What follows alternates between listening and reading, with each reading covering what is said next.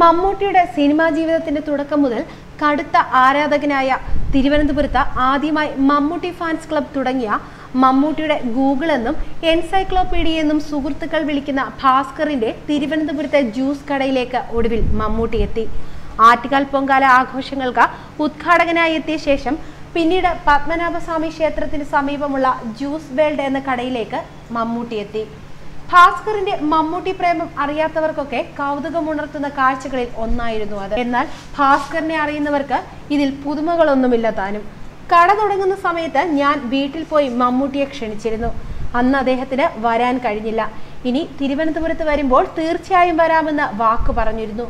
Juice കടയിലേക്കുള്ള മമ്മൂട്ടിയുടെ സന്ദർശനത്തെക്കുറിച്ച് ഭാസ്കർ പറയുന്നു. ഭാസ്കറിനോടും കുടുംബത്തിനോടും സംസാരിച്ചതിന് ശേഷമാണ് മമ്മൂട്ടി മടങ്ങിയത്. ഞാനിവിടെ കടയിലായിരുന്നു. അദ്ദേഹത്തിന് കടയിലേക്കുള്ള വഴി കാണിച്ച് മുന്നിലും പിന്നിലുമായി പൈലറ്റ് വന്നത് ഞങ്ങളുടെ ഫാൻസ് അസോസിയേഷനിലെ പഴയ സജീവമായ 6-7 സുഹൃത്തുക്കളാണ്. 3 പതിറ്റാണ്ടിലേറെ പഴക്കമുള്ള ആരാധനയുടെയും സ്നേഹബന്ധത്തിന്റെയും കഥയാണ് ഭാസ്കറിന് മമ്മൂട്ടിയെ കുറിച്ച് പറയാനുള്ളത്. ഒരു വടക്കൻ വീരഗാഥ കാലത്താണ് ഭാസ്കർ മമ്മൂട്ടിയെ ആദ്യം കാണുന്നത്. മമ്മൂക്കയുടെ അഭിനയം ഇഷ്ടപ്പെടുന്ന ഒരു ആരാധകനായിരുന്നു ഞാൻ.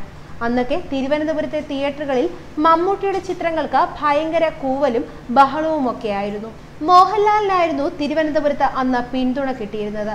തിയേറ്ററിലെ ഈ കൂവലും ബഹളവും ഒക്കെ കണ്ടപ്പോഴാണ് മമ്മൂട്ടിക്കും തിരുവനന്തപുരത്ത് ആരാധകരുണ്ടാകണമെന്നൊരു നിർബന്ധ ബുദ്ധി എനിക്ക് തോന്നിയത്.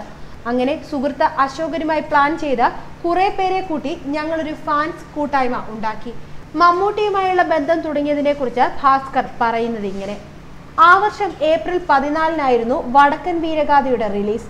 അതിനോടനുബന്ധിച്ച് ഞങ്ങളൊരു ഫാൻസ് കൂട്ടായ്മ ഉണ്ടാക്കി. തിരുവനന്തപുരം കൃപയിലായിരുന്നു റിലീസ്. ഇപ്പോഴത്തെ ഫ്ലെക്സ് ഒന്നുമില്ല. അന്ന് ബാനറാണുള്ളത്. 3 മീറ്റർ നീളമുള്ള ഒരു ബാനർ കൃപ തിയേറ്ററിൽ കെട്ടിക്കൊണ്ടാണ് ഞങ്ങൾ തുടങ്ങിയത്. പിന്നീട് ചിത്രത്തിന്റെ 100-ാം ദിവസവും തിരുവനന്തപുരം ടാഗോർ തിയേറ്ററിൽ ഞങ്ങൾ ആഘോഷിച്ചു. ആ സമയം മമ്മൂക്ക തിരുവനന്തപുരത്തുണ്ട്. ജാഗ്രത എന്ന പടത്തിൽ അഭിനയിച്ചു കൊണ്ടിരിക്കുകയാണ്. ഞങ്ങൾ ലൊക്കേഷനിൽ ചെന്ന അദ്ദേഹത്തെ കണ്ടു. ഒരു ഫാൻസ് കൂട്ടായ്മ തുടങ്ങിയിട്ടുണ്ടെന്ന് പറഞ്ഞു. അതിൻ്റെയൊന്നും ആവശ്യമില്ലെന്നായിരുന്നു മമ്മൂക്കയുടെ പ്രതികരണം. അങ്ങനെ പരിചയപ്പെട്ടു. ഡാൻസർ തമ്പിയാണ് മമ്മൂക്കയെ പരിചയപ്പെടാൻ അവസരമൊരുക്കിയത്. അത് കഴിഞ്ഞ് 2 ദിവസം കഴിഞ്ഞപ്പോഴാണ് അറിയുന്നത് കാർണിവൽ, അർത്ഥം എന്നിങ്ങനെ 2 പടങ്ങൾ 2 ദിവസത്തെ ഗ്യാപ്പിൽ റിലീസിനൊരുങ്ങുന്നുവെന്ന്. വീണ്ടും തമ്പി മമ്മൂക്കയുമായി കാണാൻ ഒരു അവസരമൊരുക്കി തന്നു. തിരുവനന്തപുരത്ത് പങ്കജ് ഹോട്ടലിലാണ് അന്ന് മമ്മൂക്ക സ്ഥിരമായി താമസിക്കുന്നത്. തമ്പിയുടെ പരിചയം പറഞ്ഞ് ഞങ്ങൾ 6-7 പേർ മമ്മൂക്കയെ ഹോട്ടലിൽ പോയി കണ്ടു. റൂമിൽ വെച്ച് മമ്മൂക്ക ഞങ്ങളെ പരിചയപ്പെട്ടു. കുറെ നേരം സംസാരിച്ചു. 2 പടങ്ങൾ അടുപ്പിച്ച് വേണ്ട, മാറ്റിയാൽ കൊള്ളാമെന്നൊക്കെ ഞങ്ങൾ സ്നേഹത്തോടെ പറഞ്ഞു. പക്ഷെ റിലീസ് എല്ലാം ഫിക്സ് ചെയ്തത് കൊണ്ട് മാറ്റാൻ കഴിയില്ലായിരുന്നു. അങ്ങനെയാണ് ബന്ധം തുടങ്ങുന്നത്. പിന്നെ ഫോൺ വിളിയായി. ഫാൻസ് ആണ്, ഭാസ്കർ ആണെന്ന് പറഞ്ഞാണ് ഞാൻ ഫോണിൽ വിളിക്കുക. കുറച്ച് ദിവസം കഴിഞ്ഞപ്പോൾ മമ്മൂക്ക പറഞ്ഞു, ഫാൻസ് ആണെന്ന് പറയേണ്ട, എനിക്ക് ആളെ മനസ്സിലായി, ഭാസ്കർ എന്ന് പറഞ്ഞാൽ മതിയെന്ന്. അന്ന് മൊബൈലൊന്നുമില്ല, ലാൻഡ് ഫോണിലാണ് വിളിയല്ല, ഭാസ്കർ പറഞ്ഞു. ഭൂതക്കണ്ണാടിയുടെ ഷൂട്ടിംഗ് ജയിലിൽ നടക്കുമ്പോൾ ഞങ്ങൾ മമ്മൂക്കയെ ഒരു മീറ്റിങ്ങിന് വിളിച്ചു. ഞാൻ വരണോ എന്നൊക്കെ ചോദിച്ച് ആദ്യം മമ്മൂക്ക മടിച്ചു. അവസാനം ഷൂട്ടിംഗ് കുറച്ചു നേരത്തേക്ക് നിർത്തിവെച്ച് അദ്ദേഹം മീറ്റിങ്ങിനെത്തി. കോട്ടയം കുഞ്ഞച്ചൻ സിനിമയുടെയൊക്കെ സംവിധായകനായ TS സുരേഷ് ബാബു, പരേതനായ തിരക്കഥാകൃത്ത് T ദാമോദരൻ എന്നിവരും കൂടെയുണ്ടായിരുന്നു. 90കളിലാണത്. ചരിത്രത്തിൽ തന്നെ ആദ്യമായിട്ടായിരുന്നു മലയാളത്തിൽ നിന്ന് ഒരു നടൻ ഫാൻസ് മീറ്റിംഗിൽ പങ്കെടുക്കുന്നത്, ഭാസ്കർ ഓർമ്മിക്കുന്നു. സിനിമാ താരങ്ങൾ ജ്വല്ലറിയും ടെക്സ്റ്റൈൽസും അപ്പാർട്ട് സമുച്ചയങ്ങളും ഒക്കെ ഉദ്ഘാടനം ചെയ്യുന്നത് പതിവ് കാഴ്ചയാണ്. എന്നാൽ ഒരു സ്കൂട്ടർ ഉദ്ഘാടനം ചെയ്ത ഏക താരമെന്ന കൗതുകം മമ്മൂട്ടിയുടെ പേരിൽ എഴുതി ചേർക്കപ്പെടാൻ നിമിത്തമായതും ഭാസ്കറാണ്. 16 വർഷം മുമ്പ് നടന്ന ആ സംഭവം ചിരിയോടെ ഭാസ്കർ ഓർത്തെടുക്കുന്നു. ഞാൻ സൂര്യ TVയിൽ ജോലിക്ക് കയറിയ സമയമാണ്. ഒരു പുതിയ സ്കൂട്ടർ വാങ്ങാൻ തീരുമാനിച്ചു. മമ്മൂക്ക അദ്ദേഹത്തിന്റെ മെഗാബൈറ്റ് സ്റ്റുഡിയോയുടെ ഉദ്ഘാടനവുമായി തിരുവനന്തപുരത്തുണ്ട്. ഞാനപ്പോൾ അദ്ദേഹത്തോട് ചോദിച്ചു, ഒരു വണ്ടി ഉദ്ഘാടനം ചെയ്തു തരുമോ? മമ്മൂക്ക വിചാരിച്ചത് വല്ല കാറുമായിരിക്കുമെന്നാണ്. സ്കൂട്ടറാണെന്ന് പറഞ്ഞപ്പോൾ മമ്മൂക്കയ്ക്ക് ആവേശമായി. ആരും സ്കൂട്ടറൊന്നും ഉദ്ഘാടനം ചെയ്യാറില്ലല്ലോ. പിറ്റേ ദിവസം മദ്രാസിലേക്ക് പോകാൻ മമ്മൂക്ക ടിക്കറ്റ് എടുത്തിരിക്കുകയായിരുന്നു. അതൊക്കെ അപ്പോൾ തന്നെ ക്യാൻസൽ ചെയ്തു. സ്കൂട്ടർ എങ്ങനെ ഹോട്ടലിലേക്ക് കൊണ്ടുവരുമെന്ന് ചോദിച്ചു.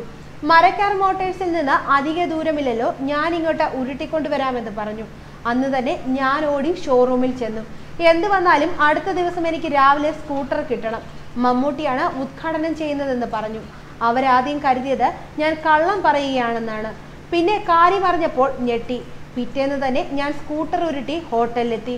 മമ്മൂക്ക ഇറങ്ങി വന്ന് കിക്കറടിച്ച് ഉദ്ഘാടനം ചെയ്തു. ഹോട്ടലിന്റെ കോമ്പൗണ്ടിൽ വണ്ടി ഓടിച്ചു നോക്കുകയും ചെയ്തു.